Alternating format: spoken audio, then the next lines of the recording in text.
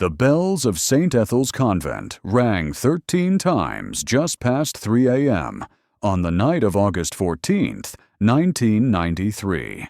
This was the first documented anomaly. According to the Diocese of Westmead records, the convent's main bell had not been manually rung since Easter of that same year. And yet, on this summer night, the chime cut through the hills like a blade, crisp and cold despite the heavy air. The sound startled Morris Tansley, the groundskeeper who lived in a modest cottage just across the field from the convent. He had worked the property for 26 years, rising with the dawn and retiring before dark. He knew the sisters by name, though they rarely used his. They were a quiet order, the Sisters of Lamentation, and their ways were old even by Catholic standards. Most Westmead residents assumed they were a contemplative order, silent, secluded, and harmless. The sisters made herbal tinctures, kept bees, and sometimes sang at the edge of the woods when the moon was full. This was accepted without question, as one accepts a distant thunder or the quiet movements of deer at twilight. Tansley, wrapped in his woolen robe and slippers, crossed the field by flashlight. The dew clung to his ankles. By the time he reached the convent's iron gate, the bells had ceased. In the silence, he noticed something stranger. The chapel lights were on, not the soft amber sconces the sisters sometimes used for evening devotions, but the overhead fluorescents. Harsh, white, sterile. He pushed open the unlocked gate. The path, paved in crumbling stone, led through the overgrown garden where chamomile and foxglove grew wild. The front door to the main building stood ajar, swaying gently. That was wrong. The nuns were meticulous about closing doors. He had been scolded more than once for leaving the storage shed unlocked. Inside, the convent smelled of beeswax and something else. Ozone, perhaps, or old wood scorched too close to a flame. Tansley called out. Nothing. He stepped into the foyer. A set of shoes had been placed neatly near the threshold. Black leather, narrow, the kind worn under a habit. 7 pairs in total, 1 for each sister. In the refectory, chairs were tucked in. Soup bowls sat on the long wooden table, spoons resting within them. The soup had gone cold. A single napkin had fallen to the stone floor. The kitchen door swung on its hinge. In the chapel, the altar was bare, but for a copy of the Book of Hours, and a candlestick burnt to the base. A silver thurible swung slightly, though there was no breeze. In the choir loft, the hymnals were closed. The silence pressed in. No sign of panic, no sign of struggle, just a growing, impossible absence. The next call came from Tansley's shaking hands, first to the Westmead Constabulary, then, within the hour, to the diocese itself. By dawn, 6 officers stood on the grounds. Inspector Gerald Linnett led the team, having spent 3 decades on missing persons cases across Berkshire. But nothing had prepared him for what was, or wasn't, at St. Ethel's. He walked the premises with Tansley, bedrooms neat, beds made, robes folded. A note on the community board read simply, "Adoration continues until the veil lifts," dated the day before. Linnett crouched in the vestry and examined a small detail, an overturned stool. Not dramatic, but out of place in an otherwise meticulously ordered room. Nearby, a spool of crimson thread had unrolled across the floorboards, trailing into a heating vent. It was gathered up and logged into evidence. No footprints, no tire tracks, no witnesses. The convent's perimeter fencing showed no signs of tampering. The land was flat and open. Someone would have seen a vehicle approach. The media arrived before noon. The Daily Telegraph ran the first headline, 7 sisters of St. Ethel's disappear without a trace. By evening, the BBC was circling helicopters over the estate. A journalist caught a moment of Inspector Linnet speaking to the Archbishop's envoy. If they ran, they took nothing. If they were taken, it was clean. And yet there was one more detail, a singular, confirmed fact entered into the police log by Officer Janine Ellery, who had taken the statement from Tansley directly. The bells rang 13 times, Tansley insisted. Bells don't do 13, she replied. They did this time. The convent bell was examined. Its mechanism was intact. No signs of electrical failure or mechanical fault. And yet, a note penciled into the margin of the 1982 maintenance log read, "Secondary wiring routed. Test incomplete. Do not engage without mother's permission." That entry had never been initialed. In the following days, search dogs combed the hills. Parishes in surrounding counties were contacted in case the sisters had traveled under new names. Flight records, train logs, even canal routes were quietly examined by both the authorities and, reportedly, a Vatican liaison team that refused to wear clerical garb. They found no bodies, no vehicles, no sign of distress, no ransom notes, no evidence of cult involvement, though tabloids would insist otherwise. The Westmead Parish Bulletin printed a single paragraph the following Sunday. "Pray for the Sisters of Lamentation, who have gone missing from their place of worship. May the Virgin watch over them, and may the Lord reveal what was hidden in His time." Of the hundreds of tips phoned into the St. Ethel's hotline, one stood out for its specificity, though it was dismissed as unreliable. A man claiming to be a visiting priest had phoned from a payphone outside a petrol station near Cheltenham. He said he had seen 7 veiled women walking into the woods before dawn, not speaking, not carrying anything, as if drawn forward by something behind the trees. When asked why he hadn't intervened, he replied, "Because they weren't walking like women, they were walking like sleepwalkers, all in rhythm, like they had no choice." His name was never traced. By the morning of August 15th, the convent was no longer a sanctuary. The stone corridors of St. Ethel's, once hushed with prayer and footfall, now echoed with camera shutters, forensic steps, and the clipped murmur of official voices. The nuns were gone, but their presence lingered, more unsettling for being invisible. Detective Inspector Gerald Linnet returned early that day, accompanied by a team of forensic specialists and 2 psychologists from Thames Valley. The order's disappearance had begun to bleed beyond the jurisdiction of the local constabulary. In the stillness of the convent, every undisturbed item became suspicious. A rosary curled on a bedside table, a teacup still stained with chamomile, a crucifix turned slightly askew in the hallway. Whether by wind or intention, no one could say.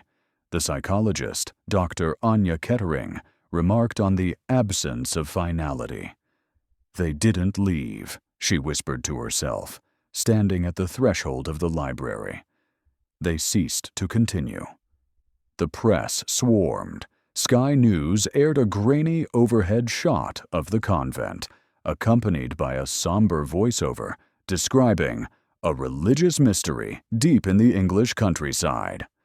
Rumors began within hours. Some speculated mass hysteria.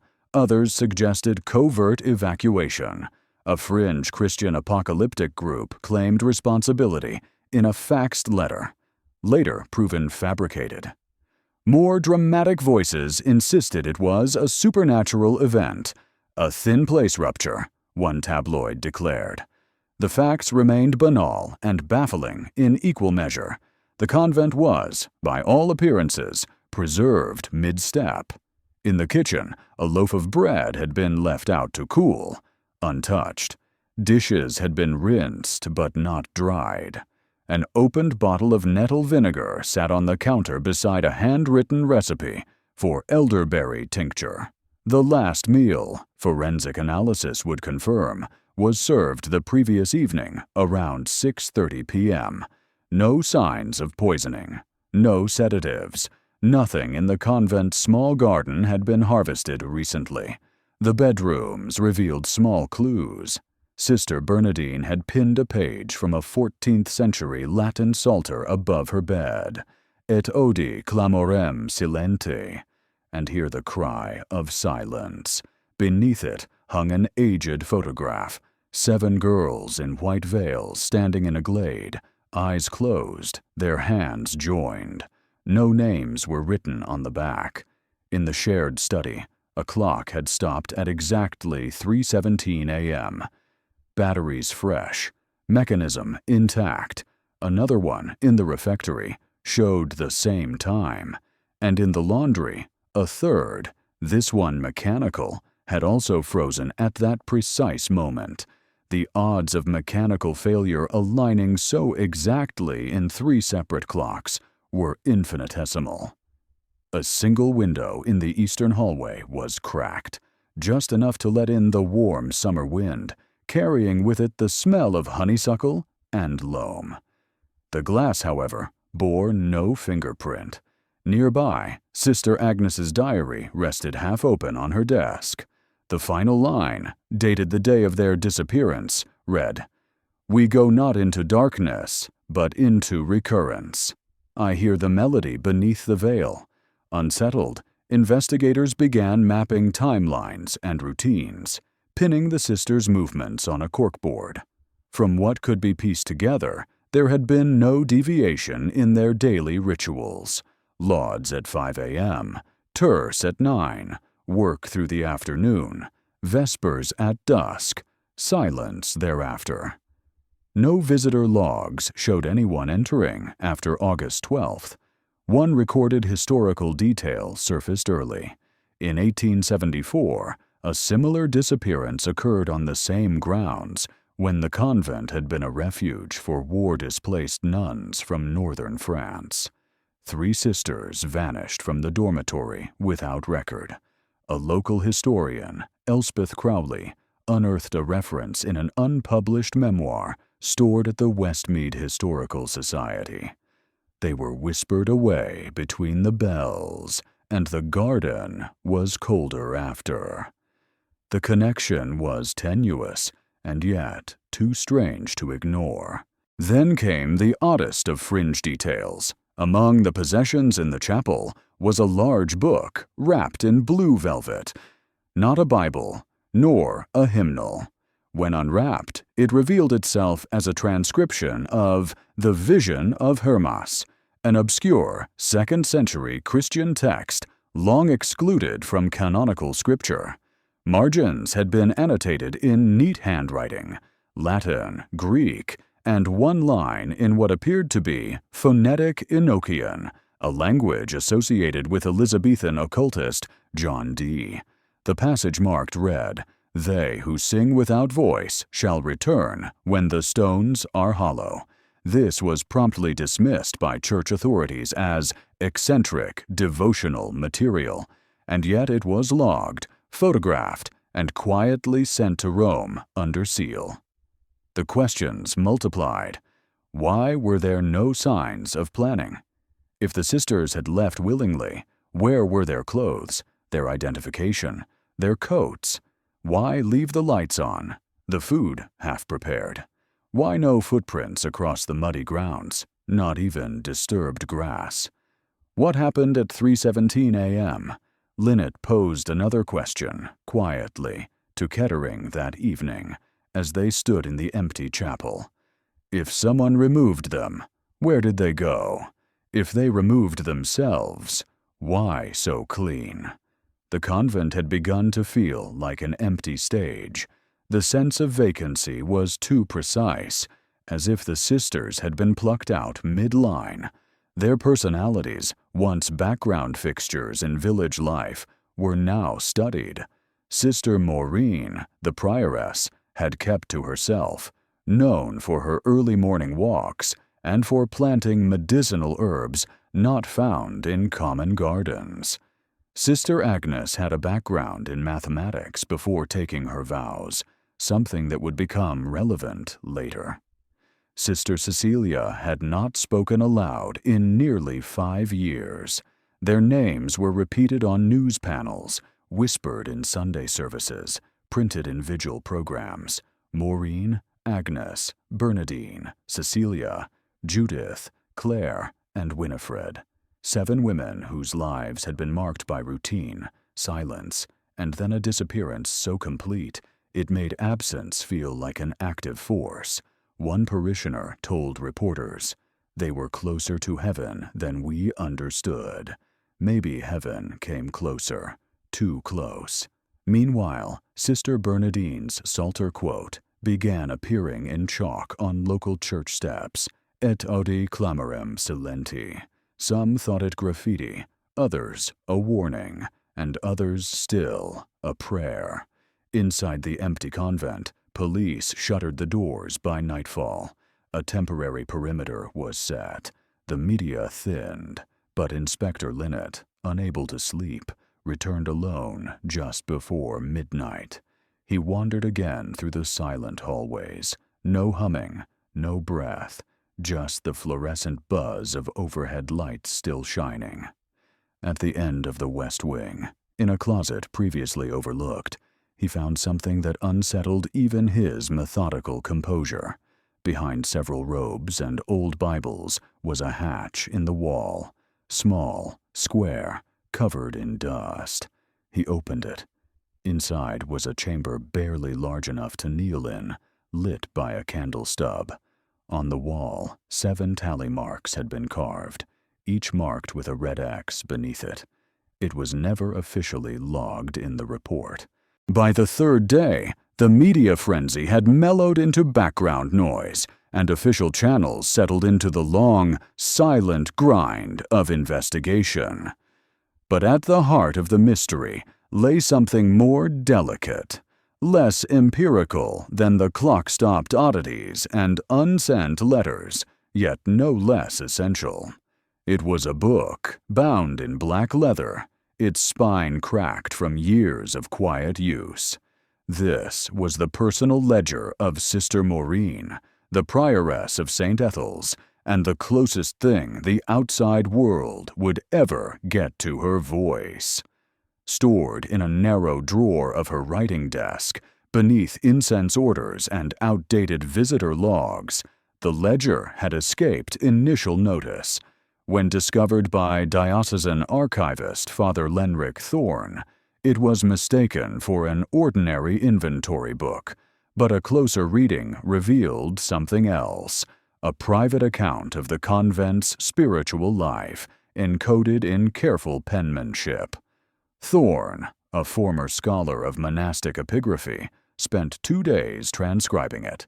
What began as routine entries, lists of prayer assignments, herbal harvest notes, repair schedules for the bell tower, soon shifted tone.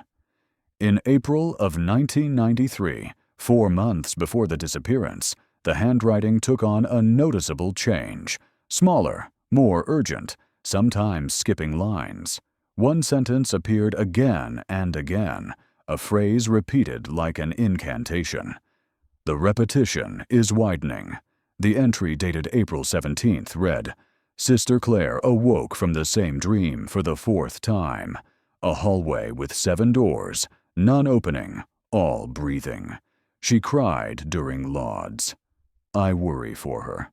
By May, the entries took on a cryptic, almost poetic cadence. "We heard the echo before the sound again last night. Cecilia did not blink for 23 minutes. I timed it. One documented historical fact emerged from these entries, a reference to an event in 1958 when the convent temporarily closed after structural damage during renovations. Sister Maureen wrote of discovering old architectural diagrams at the bottom of the vestry cabinet. These revealed a section of the convent that no longer appeared on modern blueprints, a circular room marked only as ambitus. Its purpose was never listed.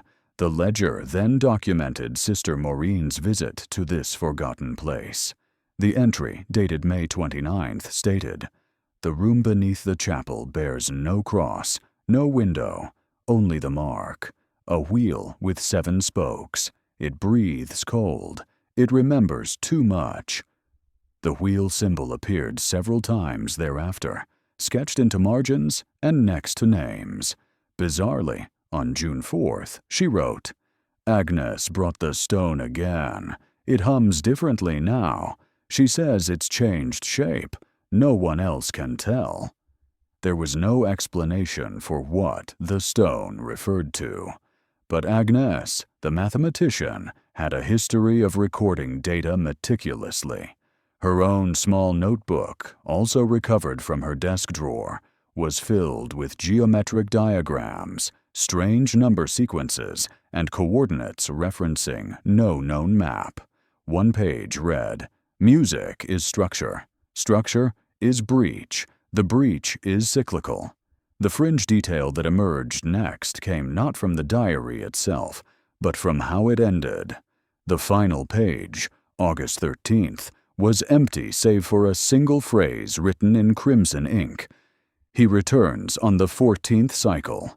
Underneath it, a small drawing, a doorway framed in stars, with 7 small shapes vanishing into it like birds mid-flight. Speculation bloomed like mold. Occultists claimed it referred to a demonic ritual. Conspiracy theorists tied the 14th cycle to lunar patterns, claiming the convent had been aligned with a lost calendar. Others noted that August 14th was the Vigil of the Assumption, a Marian feast day that commemorated the Virgin's ascent. Not a death, but a vanishing. Dr. Anya Kettering called again to consult, offered a less mystical, but no less disturbing possibility. "This," she said, tracing the final entries, "reads like a group hallucination, a shared descent into something, structured, not chaotic, but ordered in a way we can't see, like a ritual designed by logic instead of belief." She hesitated before adding, "Or they were preparing to be taken." That idea, preparedness, permeated the diary. The nuns were not terrified. They were precise. They were waiting. One unresolved scholarly debate arose here, rooted in the theological studies of cloistered communities, the concept of mystic recursion. Some monastic traditions believed that intense, disciplined repetition of prayer could soften the membrane between the temporal and the eternal. This had always been framed metaphorically, but here, in Sister Maureen's final entries, it was literalized. "We pray, we press, we make the veil thinner." He listens, he learns our rhythm. We too are the call. A phrase she underlined 3 times. Father Lenrick, normally skeptical, made a rare personal note in the ledger margin before submitting it to the diocesan archive. In neat Latin, it read, "Vox in silentio loquitur." The voice speaks in silence. As the investigation stagnated, with no signs of the sisters beyond their things, it was this ledger that took center place. It was displayed in a locked case at the diocesan offices for a short time, before being quietly removed in November of that year. Some say it now resides in Rome's Apostolic Archive, under restricted classification, but one scanned page circulated among scholars before the removal. That page bore no writing, only a pressed petal, blackened with age, taped to the center. Beneath it, faintly visible, were 7 small symmetrical scorch marks, like fingerprints burned into the page. It is not known who added them. And so, the ledger became both map and misdirection, suggesting that the sisters had not simply vanished, but followed a path. Not away, but inward. Perhaps they had gone exactly where they meant to. St. Ethel's garden had always been spoken of in gentle tones. It wasn't large, just a small, cloistered square tucked behind the eastern transept, where medicinal herbs grew in neat, obsessive rows. Lavender, feverfew, angelica root. In the center stood an ancient stone well, dry for decades, capped with a rusted iron grate. Locals claimed it predated the convent itself, once part of a much older priory raised during Henry VIII's dissolution. The original grounds, as historians agreed, had hosted a Benedictine order founded sometime around 1128, though few of the original documents survived. When the Thames Valley forensic team surveyed the garden a week after the disappearance, they found no signs of tampering, no footprints, no disturbed soil, no clothing fibers caught on the hedges. The well, however, drew their attention. A constable, Officer Jane Ellery, noted something strange, a humming, faint and tonal, coming from the well's mouth. She recorded it using her department-issued tape recorder. When played back, there was nothing. Silence, but standing above it in person, she insisted, there was a sensation in the bones, like a choir far underground. At the bottom of the well, 38 feet down, cameras revealed something unexpected, a 7-pointed symbol carved into the stone, weather-worn but unmistakable. A documented historical fact came from a parish record dated 1792, when the property was briefly under lay ownership. A Reverend Matthew Keyes wrote of dreams afflicting the young maids employed in the herb garden, and noted their obsession with the old well. One girl, Annalise, refused to speak for 9 days after claiming she heard the mother's breath rising from the dark. The carving's resemblance to an esoteric diagram used in mystical Judaism, a 7-armed menorah overlaid with a wheel, sparked academic interest. Some dismissed it as pareidolia. Others, like the folklorist Dr. Vivian Harnett, argued it pointed to a hybridized ritual system. Likely syncretic theology filtered through early medieval Christian mysticism. In short, someone, long ago, had made that garden sacred in a way no church would ever sanction. Among the sisters' few writings recovered from outdoor benches and gardening books was a brief note written on parchment tucked into a botany journal. It read simply, "When the ground stops answering, the sky must respond. But only the root knows both." Then came a discovery even stranger. In a shallow niche just behind the rose bushes, beneath a moss-covered flagstone, officers found a collection of stones arranged in a near-perfect circle, each etched with a letter in old Anglo-Saxon runes. 7 in all. Their transliteration spelled Hyrsym. No scholar could translate the word definitively. One suggested it was a garbled form of Hirsum, meaning obedient. Another believed it a name. Dr. Kettering, upon seeing a photo of the arrangement, shivered. "That's not a word," she said. "It's a listening posture. The shape is mnemonic, built for chant or breath control. This is not devotional. It's mechanical." Unresolved questions began to cluster around the garden itself. Had it been used for a ritual? Why was the wheel symbol repeated beneath the well in the chapel's hidden chamber, and again on a broken tile found beside the compost bin, etched faintly with oil? What was being coordinated between these locations? The parish priest, Father Malcolm Dorr, recalled that Sister Agnes had once asked to install a sundial in the garden shaped like a heptagon. She said it would keep the intervals honest, whatever that meant. The request had been denied. The fringe detail came from an anonymous letter delivered to the Oxford Archdiocese 2 months after the event.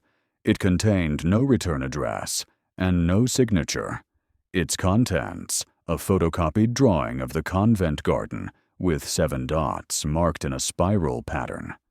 Across the bottom, in crude handwriting, "They did not vanish. They rotated." Most dismissed it as lunacy. But when the diagram was overlaid with satellite imagery, the marked dots aligned exactly with certain features of the convent grounds: the well, the chapel's rear wall, the bell tower foundation, the herb shed, the library annex, the rose arch, and a forgotten door in the undercroft sealed for decades. Inspector Linnet, by now privately obsessed, ordered a discreet inspection of the door. It had no handle, just a metal ring set into its center like an old sarcophagus lid. With a team of 2 and a crowbar, they opened it. The passage beyond was choked with damp air and time. It led downward, then sharply left, into a chamber no more than 9 feet across. There, carved into the floor, was the same 7-pointed wheel, this time surrounded by words in Latin: iterare ut redemus, repeat so we may return. The chamber was otherwise empty, but the acoustics were uncanny. When Linnet whispered, the echo returned before his words ended.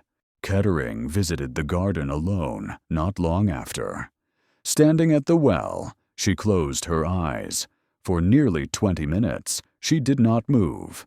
When she returned, she simply said, "They didn't dig down, they listened down." And from that point, the well was sealed again, officially for safety. Unofficially, because no one wanted to hear what came from it anymore. Rumors, like water, found new channels. Villagers whispered that the garden had always felt too quiet, that rabbits never entered it, that during storms, the wind there moved in a circle.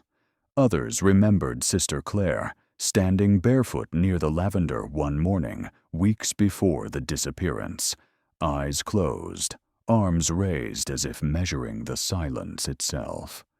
The well stood silent now, but those who listened longest insisted. It still breathed. The bell tower at St. Ethel's, long defunct, had once been the convent's crown, rising 25 meters above the garden, its copper-tipped spire glinting against the gray English sky. Its chimes, last heard in 1977, were said to follow a peculiar cadence, 7 tones, not aligned with any known liturgical rhythm. After the disappearance, investigators climbed its narrow spiral to check for structural compromise or signs of forced entry. What they found instead was a mechanism quietly defying its own purpose. The tower's old iron timepiece, installed in 1904 by the firm Whitcomb and Sons, was frozen, its face halted at 3:14, not uncommon for old clocks, but the internal mechanism was still ticking. Silently. Inspector Linnet called in a horologist, Dr. Miles Winthrop, who specialized in pre-digital ecclesiastical clocks. Winthrop disassembled the back panel and found something troubling. The gears were turning, but in reverse. No mainspring had been wound. No electrical assistance. The mechanism, intended to keep forward time by tension and descent, was instead ascending, rewinding itself like a film loop with no clear beginning. One documented historical fact confirmed the clock had been serviced only twice in the past century, once in 1922 after a lightning strike, and again in 1965 after complaints that it chimed only at night. In both cases, the servicing records noted non-standard modifications. No diagrams of these modifications exist, But what lingered in the minds of all who entered the tower was not the mechanism. It was the sound. A hum, just on the edge of hearing, pulsed in the air. Not mechanical, not natural, just rhythm. The fringe detail came from a dusty envelope found behind the false wall of the bell tower's storage alcove. It contained a series of typewritten notes, unsigned, each with a date and a single phrase. March 14th, 1986. Phase has begun. March 21st, 1986. Drift detected. Prepare measure. April 4th, 1986. They are singing. The notes ended after 7 entries, each dated exactly 1 week apart. They were written on stationery from the Royal Greenwich Observatory. Dr. Winthrop, now shaken, brought in a magnetic anomaly scanner, normally used to study clock magnetization failures. What it registered was inexplicable. The bell tower's mechanism was emitting a stable, low-frequency field, oscillating precisely every 314 seconds, 314 pi, and then the unresolved question. What was it measuring? Because it was not telling time. It was tracking. Sister Maureen's journal, revisited by scholars, contained a reference from June 22nd. Agnes calls it the ratio of return, a circle folding itself until it reaches now. The clock marks the re-entry, not the passage.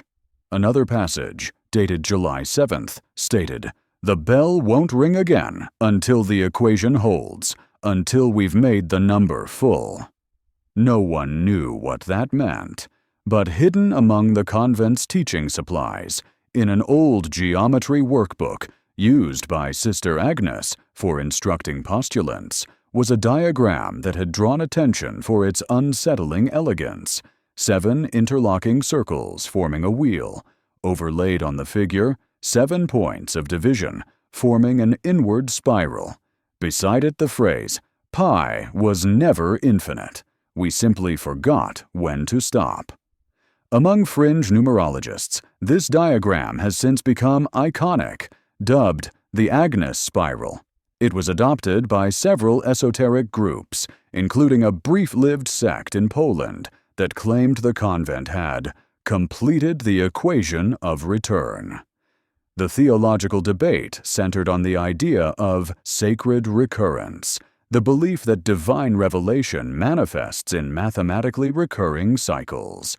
Theologian Bernard Hostetler argued that some cloistered communities may have interpreted liturgical repetition not just as devotion, but as literal spatial manipulation. "If you pray in a circle long enough," Hostetler said, "you start to walk one." By August 12th, 2 days before they vanished, a maintenance report filed by a groundskeeper mentioned a new vibration in the upper floors of the convent. "Feels like it's pulsing every 5 minutes or so. You can't hear it, but the plaster shifts just enough." He did not return after the 13th. In the tower's belfry, the 7 bells remained untouched, rusted into silence. But behind them, etched into the soot-blackened wall, was a line written in chalk. "It only chimes when we are aligned." No one claimed responsibility for writing it. It was then observed that the convent's architecture bore a subtle pattern. 7 wings, 7 entry points, 7 staircases, each bending subtly inward. A heptagonal logic baked into the very mortar. And what if the clock wasn't broken? What if it had been waiting to reverse? Dr. Kettering proposed the most controversial theory yet. She believed the sisters had achieved what she called a recursive spatial structure, built not from walls, but from behavior. Through repeated ritual, song, posture, and prayer, they had trained not just their minds, but their physical world, to obey a new rhythm. "In this view," she said, "the clock didn't fail. It succeeded. It didn't tell them the time. It told them when. And now, it was counting back. On the final day of the official inquiry, a junior inspector named Calvin Merritt stayed in the tower alone. He returned pale and stammering. All he could say was, "I heard the bells. They don't sound like bells anymore." No one else heard them, but the next day, for just 1 minute, at 3:14 a.m., residents of the nearby village reported that their digital watches and bedside clocks all flickered, then froze, only to resume again as if nothing had happened. And the convent, from the road, looked the same, still abandoned, still silent, except the air around it seemed to pulse every 5 minutes, like a breath drawn inward. In the archives of the Diocese of Oxford, filed under St. Ethel's Parish Music, Misconcerts, sits a half-cracked reel of quarter-inch magnetic tape. Its label is yellowed and flaking, hand-marked in blue pencil, August Practice, S. Clare. Its discovery, made by archivist Daniel Hewer in October 1994 during an unrelated inventory, was accidental. The tape was presumed to be a routine recording of a choir rehearsal, but when Hewer threaded it into the studio machine and pressed play, he froze. What played was not music. Not exactly. The reel begins in silence, 13 seconds of stillness. Then, gradually, the hum of wind, though the tape was recorded indoors. A single female voice enters, humming a descending tone. B to G to E. A second joins, higher, uncertain, harmonizing at an unnatural interval. The sound is both tonally beautiful and spatially disorienting. By the 2-minute mark, 7 voices can be heard, some close, others distant, some seeming to arrive late. Yet there is no evident leader, no conductor, no anchor pitch. Documented fact confirms that St. Ethel's did maintain a small choral group led by Sister Clare, who held a degree in sacred music from Durham University. She was known for her peculiar methods, often rehearsing with the choir in separate rooms, connected only by subtle, rhythmic cues tapped on stone walls. The recording grows stranger by the 6th minute. The voices begin to chant, not in Latin, but in a language unrecognized by both linguists and folklorists. Some vowels seem Slavic, others Middle Welsh. Dr. Fiona Ness, a historical linguist at Cambridge, described the speech as lexically untraceable, but phonetically precise. This is not babble, it's engineered. At timestamp 7:14, the audio fractures. Static erupts, then ceases. What follows is perhaps the most unsettling minute on the tape. The voices drop into complete unison, 7 tones forming a resonant minor chord, shifting almost imperceptibly downward every 5 seconds. Beneath them, a low-frequency rumble begins. It has no melodic shape, only pulse. Then the entire chord inverts itself, not musically, but spatially. Listeners report vertigo. Some say the room feels smaller. Others describe a sensation of being turned around inside their own heads. The fringe detail comes from an unrelated seismic report dated August 14, 1993. At 9:14 p.m., precisely when investigators later estimated the sisters vanished, a tremor was registered beneath the Oxfordshire region. Magnitude 1.2. Too small to feel, but deeply anomalous in a geologically stable zone. Its epicenter, less than 0.4 kilometers beneath St. Ethel's. On the tape, after the inversion, the final sequence begins. The voices slow. Breath becomes audible. There is no melody now, only phonemes, repeated in a pattern. Amael, Thiren, Hoshul, Rada. No translation exists. Dr. Ness believes the words may function not as semantics, but as sonic keys. terms that do not mean, but do. Then the final note, a drawn-out E-flat, held impossibly long. When it fades, there is silence again. And then, barely perceptible, an eighth voice. It is not a harmony. It is not a human tone. It is a single word. Whispered. Mechanical. Iterare. Repeat. The unresolved question surrounds the origin of that eighth voice. Spectrographic analysis shows it lies in a frequency range unachievable by unamplified human vocal cords, somewhere below 30 Hz. Yet it registers clearly. Was it added after? Was it a trick of the tape's degradation? Or had the recording captured something the sisters had intended to summon? Inspector Linnet listened to the reel only once. He never returned to the convent after. They weren't singing, he said. They were opening. Sister Claire's teaching notebook, found on her empty bed, included a final lesson plan marked August 14th.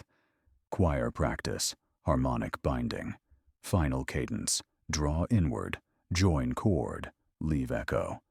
The audio reel ends with a click, but when remastered in 1995 by sound engineer Mark Tenner, a new anomaly was detected, a harmonic shape, visible only in waveform analysis.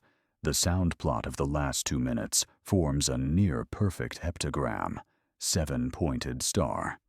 Again. And one scholar, Dr. Helena Vargan of the University of Uppsala, claimed this harmonic arrangement mirrored a series of resonance experiments performed in the 1930s Berlin under the Reichstone Project, an obscure initiative to study architecture's effect on human cognition through vibratory alignment. The records of that project were seized after the war and remain classified. Was St. Ethel's choir replicating a musical geometry or rediscovering one? Among the recovered documents in the chapel was a torn hymnal annotated in red pencil, one line circled again and again. What begins in breath ends in silence.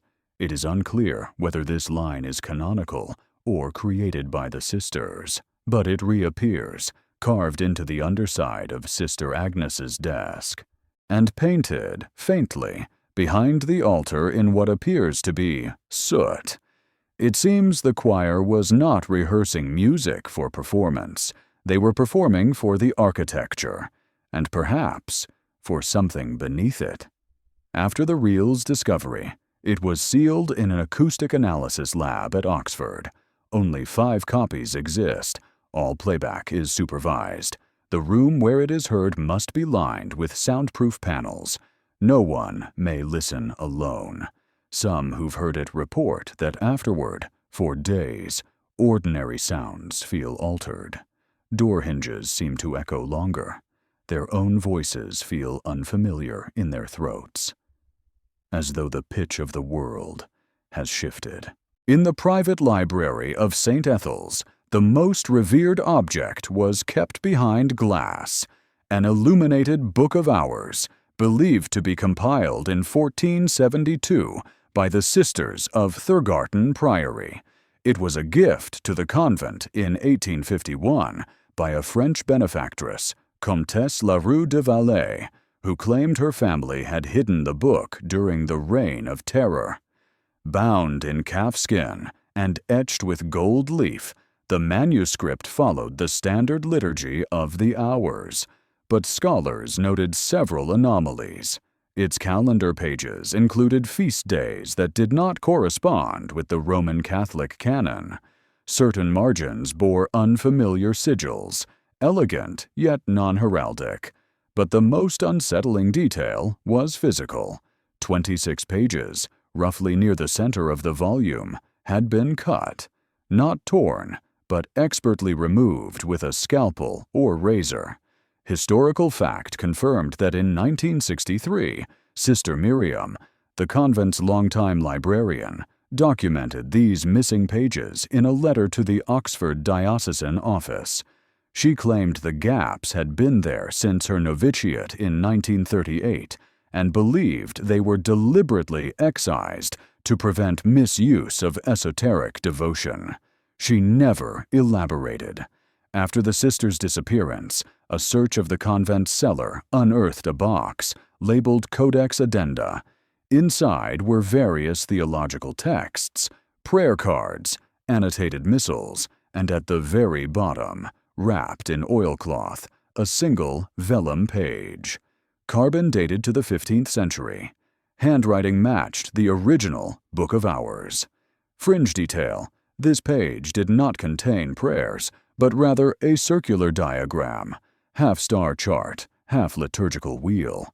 Around its circumference were 7 Latin phrases, each beginning with et reddit, and it returns. Scholars at the British Library noted that the diagram's astrological symbols corresponded not to standard Western astrology, but to the now-defunct Babylonian lunar mansions. Each was marked by a precise date and time, aligning with a 7-year cycle. The last entry, August 14, 1993, 9:14 p.m., and in the center of the wheel, scrawled in smaller hand, Domus Iterata, the House of Return. The unresolved question became this: was the convent built according to this diagram, or had the sisters discovered it long after and adapted the structure accordingly? In Sister Maureen's final letter to her brother, found unsent in her drawer, she writes, "We have found the source text, the one the prayers were drawn from before there were pages. Claire believes it was once sung in perfect stillness. We no longer doubt the alignment. Agnes weeps when the lights flicker. That phrase, sung in perfect stillness, appears nowhere else in Catholic liturgy, but does appear in one other text. A 17th-century Benedictine fragment recovered from the ruins of Mont Saint-Michel, where monks reportedly disappeared during a storm tide in 1622. The page, while now under restricted view, has been digitized under the name Folium Ethelensis. Several researchers have claimed it encodes a form of recursive calendrical notation, ritual instructions mapped to lunar return points. But a structural engineer, Dr. Len Holman, proposed a different reading, that the diagram was not metaphysical at all, but architectural. He found the concentric circles matched the internal layout of St. Ethel's convent with disturbing precision, each phrase aligned to a physical room. Et reddit ad matutinum, and it returns to morning prayer, mapped to the cloister chapel. Et reddit ad carcerum, and it returns to the cell, to the eastern sleeping quarters. Et reddit ad ventum, and it returns to the wind, to the bell tower's interior. Of the 7, 6 were clearly locatable. The 7th, et reddit ad cinerum, and it returns to ash, had no clear match, until investigators noted that beneath the convent kitchen there was an old bread oven chamber, sealed for decades. They opened it. Inside, no bodies, no clues, only ash, a shallow basin of it, perfectly circular, 10 inches deep. What had burned there? The original folium, perhaps, copied, studied, and finally destroyed. Or had the nuns offered something else, something less textual? Among the convent's marginalia were repeated phrases, always scrawled in the same handwriting. Possibly, Sister Agnes, page becomes breath. Ink is not the voice. Return through ritual, not record. It seemed they no longer believed the page contained the knowledge. It merely triggered it. The last marginal note, found on the back of a recipe card tucked into the missal shelf. We do not worship the book. We become it. The theological debate has fractured scholars. Some believe the missing folios were acts of censorship, others sacred sacrifice.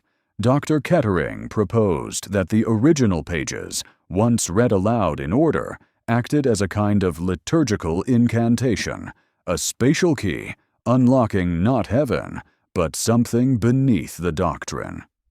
A geographer named Elias Brome took this further. He overlaid the 7-point diagram on a map of old monastic sites in the region and found that St. Ethel's was dead center of a heptagonal geometry of vanished priories, 7 voices, 7 wings, 7 rooms, 7 vanished orders, and now a diagram that seemed to have been waiting. No one can say whether the missing page was hidden to prevent its use or to delay its fulfillment. But the night it was found, according to archivist Daniel Hewer, the lights in the library dimmed 3 times, once, then again, then once more, and outside the building, the wind blew only in circles. She stands at the edge of the frame, barely in focus. In the only known photograph taken inside St. Ethel's less than 2 weeks before the disappearance, the convent's entire resident order, 7 nuns, are gathered around a small table in the cloister courtyard. The sun is waning. The light has that thick, late summer glaze, diffused through Old English trees and a gathering layer of cloud. They're smiling. At least 5 are. Sister Clare's hands are folded on the table. Her expression is neutral, turned slightly away. Sister Agnes, eyes cast downward. The rest, Maureen, Elspeth, Joanna, Therese, are mid-laughter, teacups in hand, the remains of a lemon tart between them. But it's not the visible joy or the peaceful setting that unsettled Inspector Linnet when he examined the photo in September 1993. It was the 8th figure. To the right, half obscured by the old holly hedge, stands a woman in black. Not in a nun's habit. Her dress is older, Edwardian perhaps, high collar, gloved hands, a strange stillness to her. Face turned toward the group, but her features are smudged, as if the camera's exposure couldn't quite grasp her. No one appears to notice her presence. Documented fact. The photograph was taken by Father Rennick on August 2nd, 1993. In his accompanying note, found with his camera roll, he listed only 7 subjects. "The sisters appeared cheerful," he wrote, "and I was struck by the stillness of the air. Not a leaf moved, though we were outside nearly an hour. Uncanny stillness. When shown the developed photo, Father Rennick became pale. That woman, she wasn't there." The image was analyzed by forensic photographer Thomas Lever. His report confirmed the presence of an 8th figure. No signs of double exposure. No retouching. The figure casts a faint but clear shadow. She was present, and yet no one saw her. A fringe detail emerged from an unlikely source. A retired nurse, Isabel Harcourt, came forward after the case aired on local television in 1994. She had served briefly at St. Ethel's in 1958 during a flu outbreak. She claimed to have seen a woman matching the photo's figure walking the upper cloister alone late at night. Not a nun, not a staff member. When she asked Sister Miriam who it was, the elder nun replied flatly, "She walks when we pray too hard." The unresolved question of the woman's identity has spawned entire corners of scholarly speculation. Was she a former inhabitant, a visiting relative, a psychological projection, or something more persistent? The theory that gained quiet traction among some theologians and architectural historians was this: the woman was an echo, not a ghost, not a hallucination, but a kind of imprint, the residue of prior invocation.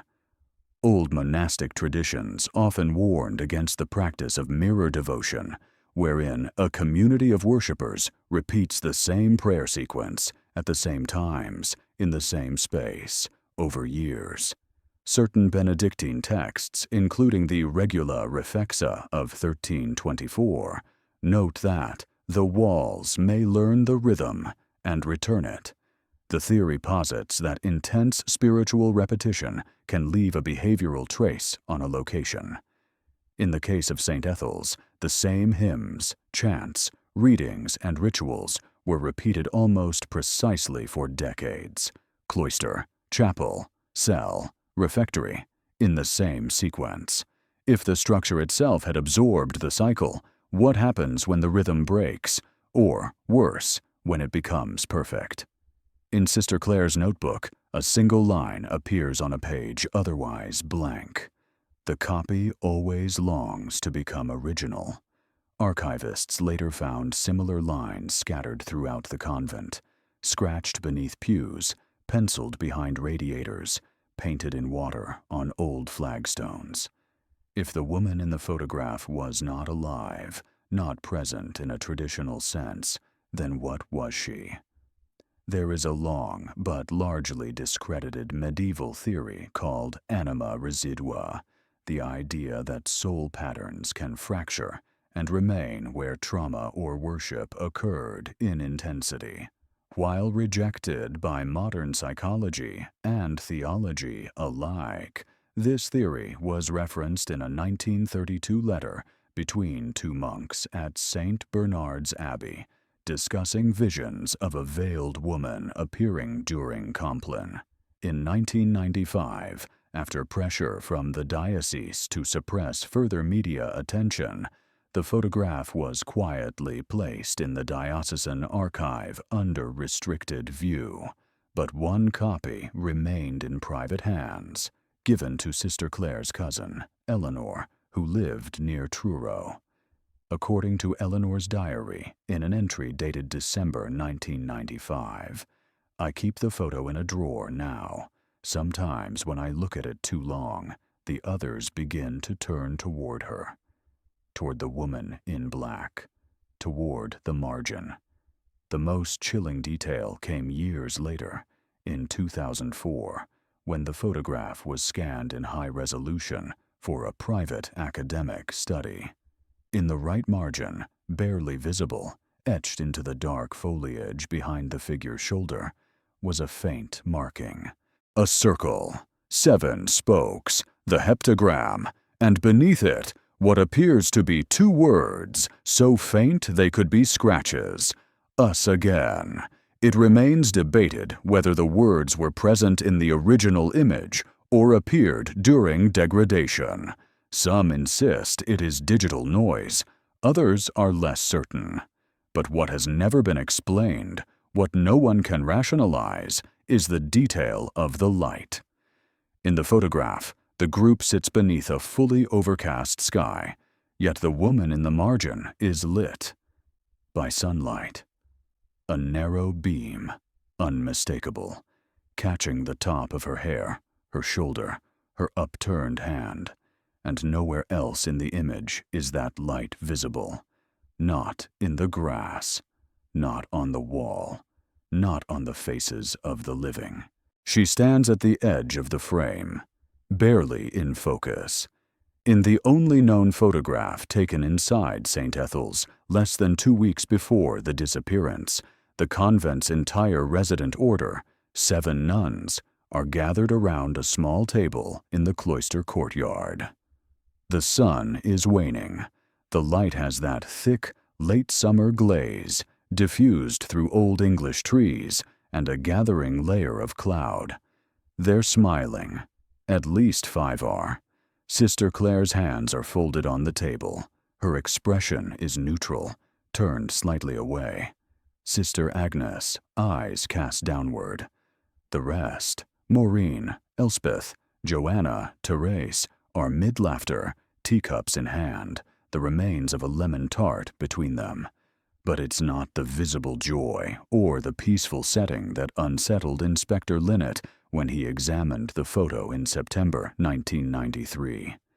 It was the 8th figure. To the right, half obscured by the old holly hedge, stands a woman in black. Not in a nun's habit. Her dress is older. Edwardian, perhaps. High collar, gloved hands, a strange stillness to her. Face turned toward the group, but her features are smudged, as if the camera's exposure couldn't quite grasp her. No one appears to notice her presence. Documented fact. The photograph was taken by Father Rennick on August 2nd, 1993. In his accompanying note, found with his camera roll, he listed only 7 subjects. "The sisters appeared cheerful," he wrote, "and I was struck by the stillness of the air. Not a leaf moved, though we were outside nearly an hour. Uncanny stillness. When shown the developed photo, Father Rennick became pale. That woman, she wasn't there." The image was analyzed by forensic photographer Thomas Lever. His report confirmed the presence of an 8th figure. No signs of double exposure. No retouching. The figure casts a faint but clear shadow. She was present. And yet, no one saw her. A fringe detail emerged from an unlikely source. A retired nurse, Isabel Harcourt, came forward after the case aired on local television in 1994. She had served briefly at St. Ethel's in 1958 during a flu outbreak. She claimed to have seen a woman matching the photo's figure walking the upper cloister alone late at night. Not a nun. Not a staff member. When she asked Sister Miriam who it was, the elder nun replied flatly, "She walks when we pray too hard." The unresolved question of the woman's identity has spawned entire corners of scholarly speculation. Was she a former inhabitant, a visiting relative, a psychological projection, or something more persistent? The theory that gained quiet traction among some theologians and architectural historians was this: the woman was an echo, not a ghost, not a hallucination, but a kind of imprint, the residue of prior invocation. Old monastic traditions often warned against the practice of mirror devotion, wherein a community of worshippers repeats the same prayer sequence at the same times, in the same space, over years. Certain Benedictine texts, including the Regula Refexa of 1324, note that the walls may learn the rhythm and return it. The theory posits that intense spiritual repetition can leave a behavioral trace on a location. In the case of St. Ethel's, the same hymns, chants, readings, and rituals were repeated almost precisely for decades. Cloister, chapel, cell, refectory, in the same sequence.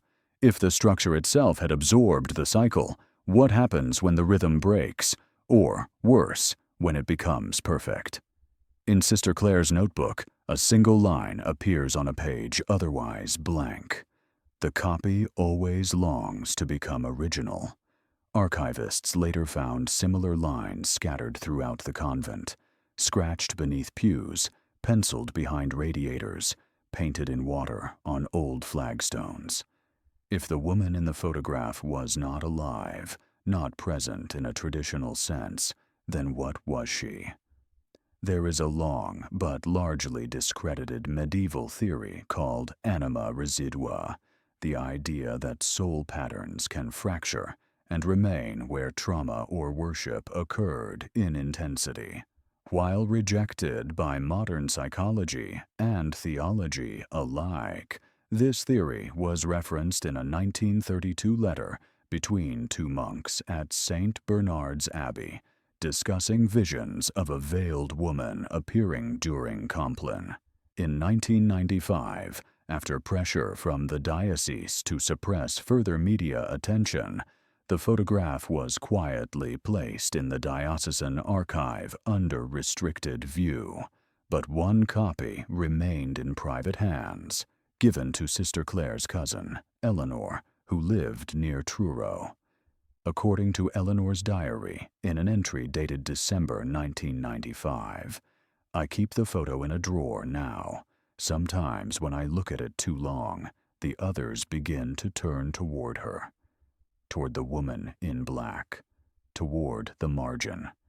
The most chilling detail came years later, in 2004, when the photograph was scanned in high resolution for a circle, academic 7 study. spokes, In the the heptagram, margin, and barely beneath visible, it, what etched appears into to the be dark 2 foliage words, behind the so figure's faint shoulder, they could be was a scratches. faint marking. Us again. It remains debated whether the words were present in the original image or appeared during degradation. Some insist it is digital noise, others are less certain. But what has never been explained, what no one can rationalize, is the detail of the light. In the photograph, the group sits beneath a fully overcast sky, yet the woman in the margin is lit by sunlight. A narrow beam, unmistakable, catching the top of her hair, her shoulder, her upturned hand, and nowhere else in the image is that light visible. Not in the grass, not on the wall, not on the faces of the living. By early September 1993, 3 weeks after the nuns' disappearance, St. Ethel's was formally declared a site of ecclesiastical interest, closed to the public and sealed by order of the Bishopric of Norwich. The investigation had stalled. No bodies, no sign of forced departure, no coherent explanation, but inside the chapel, just beneath the ribbed vaults, where candlelight once brushed the stone walls, an ordinary baptismal font stood filled with something extraordinary. Ash, fine, gray-white, almost talcum in texture, no scent of smoke or charred residue, and placed precisely at the center of the basin, half buried in the ash, was a white linen scapular, not folded, not draped, coiled, like a sleeping thing. The font had last been used in 1992 for a local infant's baptism. Cleaned, dried, covered. Sister Joanna had written the registry entry herself, and yet, now, a year later, it held what forensic analysts termed combustive residue of unknown origin. No accelerant, no known organic source. One documented fact remained immutable. No other signs of fire were found in the chapel. No soot on the walls, no burnt candles, no signs of ritual conflagration. Just the font, just the ash, and one fragment of cloth bearing the initials MT, hand-stitched in blue thread, Sister Maureen Therese. During the weeks that followed, quiet efforts were made by diocesan archivists to cross-reference the residue with historical events at St. Ethel's. The only anomaly on record, a singular note in the 1891 convent ledger, written in Latin, Fontem purgare iterum, cinis sine igne. Cleanse the font again, ash without fire. A fringe detail emerged in the form of a letter sent from Mother Imelda, the prioress in 1891, to her former novice mistress. The letter, preserved in private archives, reads in part, "We did as they once did in Thurgarten, poured the hours into the basin, and waited. The ash came again, as it did before. Still no smoke. I fear the book is awakening." What book she referred to is still debated, but perhaps more disturbing than the contents of the font was what surrounded it. The chapel's stone floor bore markings, faint and water-worn, invisible unless viewed under raking light. Circular patterns, petal-shaped arcs radiating from the base of the font. 7 total. Each arc pointed outward to one of the chapel's alcoves, small, shadowed spaces formerly housing statues and relics. All the alcoves were empty now, except for one, the easternmost. There, behind a tarnished iron gate, stood a veiled crucifix, its arms draped not with the traditional purple cloth of Lent, but with white linen, the same weave as the scapular in the font. No one in the diocese recalled placing it there. An unresolved question rose within the investigation. Had the font been used as part of a ceremony? Something inverse to baptism, a release rather than a welcome, a return. Theologian Dr. Helena Varnow proposed a radical hypothesis in a 1997 paper privately circulated among ecclesiastical scholars. She suggested the font, rather than merely symbolic, served as a liminal basin, a space not for washing away sin, but for offering form to what was formless. Her supporting evidence, marginalia found in Sister Agnes's breviary, tucked behind Psalm 88, not water, but wakefulness, the white of forgetting. To pass, we must loosen the shape. Varnow argued the sisters may have enacted a ritual based on pre-Roman Christian syncretism, echoes of Orphic practices mingled with early apophatic theology, in which God is defined only by what he is not.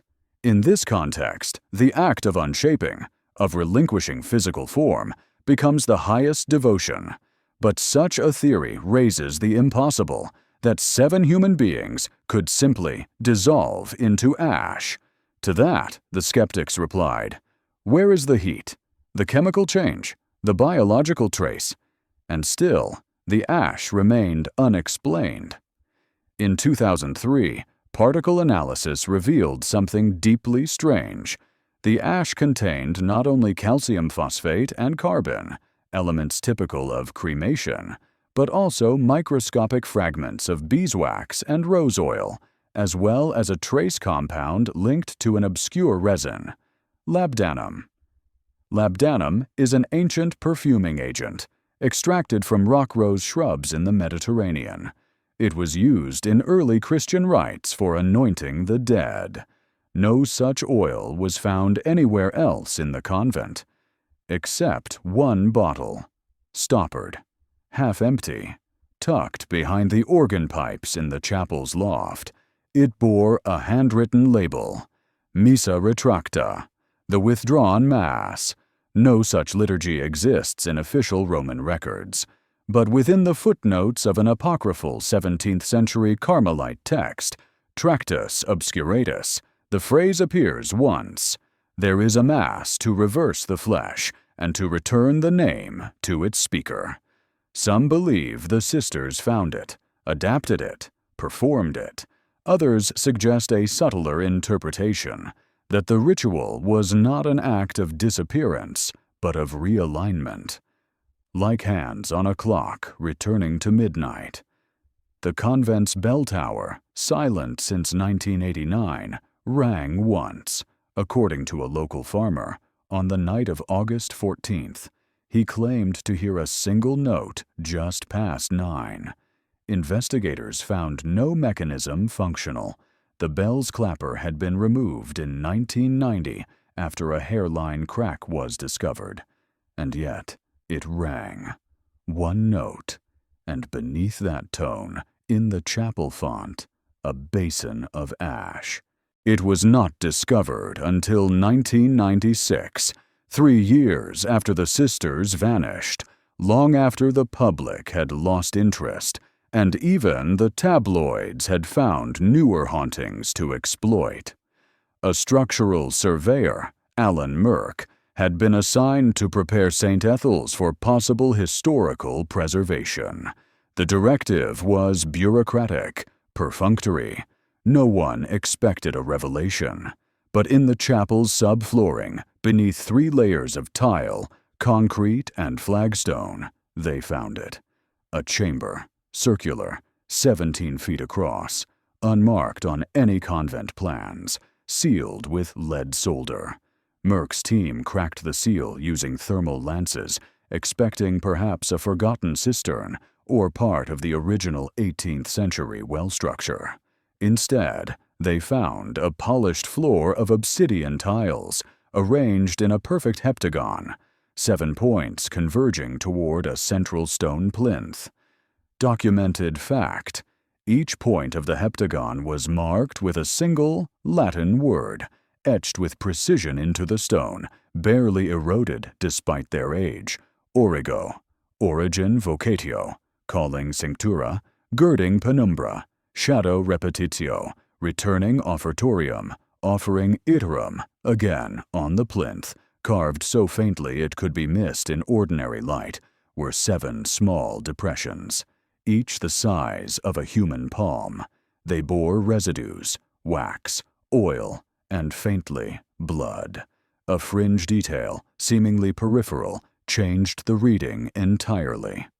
Merck's assistant, Delia Ross, was cataloging the chamber when she noticed a pattern in the wall seams, grooves that followed the same 7-point symmetry.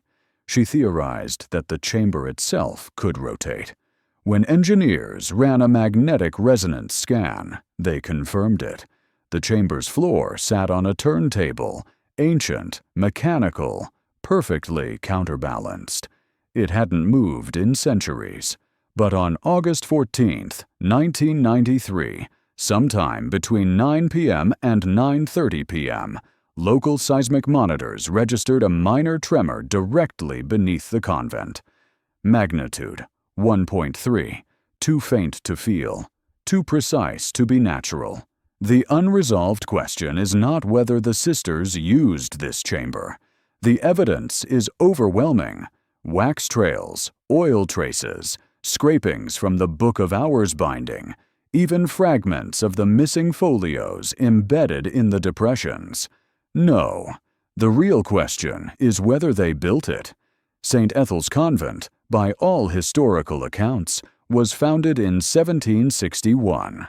The chamber, however, has been dated by the University of Cambridge's archaeological team to sometime in the late 1400s, possibly earlier.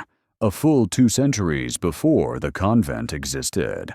There was no record of a priory on the site, no church, no monastic ruin, and yet the structure was built over it with precision, as if the convent was placed deliberately on top.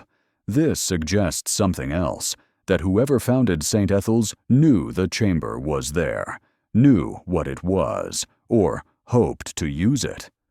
Sister Clare's final diary entries, illegible at first, ink running from moisture, were recovered by a restoration specialist in 2001. Using infrared imaging, the last page was made partially legible. A single passage stood out. "We align not to escape, but to reflect. The shape is not a door, but a sound. It will pass through us, not we through it." Scholars have debated whether this refers to a theological event, a form of collective trance, or something more literal, a harmonic phenomenon triggered by architecture and ritual. The 7 steps of the chamber, each aligned to the etched Latin stages, mirror an obscure liturgy described in a 1554 document from the suppressed Abbey of Thornford, a rite of convergence, in which 7 practitioners perform a shared devotional sequence synchronized to planetary hours. That ritual ends with a reading from a lost Gospel of Return, believed to contain no text, only silence, the silence which speaks the name backwards. No such gospel has been recovered, but the silence lingers. In 2007, sound technicians running resonance tests in the chamber discovered a frequency anomaly. When standing at each point of the heptagon and whispering, the sound would carry, not outward, but inward, traveling to the center, and nowhere else. Even a single footstep echoed in reverse, and when they struck the plinth with a tuning fork in C-sharp, the stone sang. Not a metaphor, a sustained tone, 7 seconds long. No natural stone does this, and yet there it was, humming beneath the convent. 1 note, 1 name, unspoken. No remains were ever found.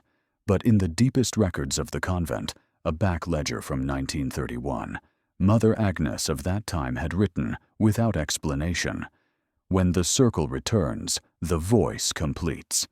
Flesh is a gesture, the rest is music." What gesture had they made?